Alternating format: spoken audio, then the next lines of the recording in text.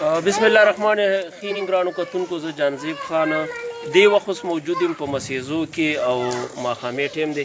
تاسو وګورئ دا ګولۍ اوس 2 منټو شو دې خانه کې ولګېده. دې کې ایندا سوریه وکړو.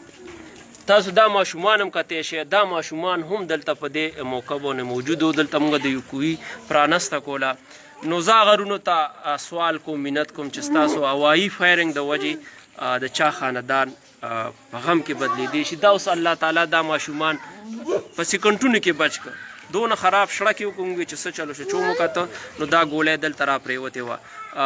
زه ګرانو کتونکو ته وایم چې دا ویډیو شیر کړئ، چې دا نن څوک وګوري چې خدای او قرآن ته وګورئ. دا هوایي فایرنګ مه کوئ، په زول ډزې مه کوئ. په دې به نن که د چا ماشوم لګېدلی وي د هغه به خونه ورانه شوې وه، د هغه به زړګی وران شوی و.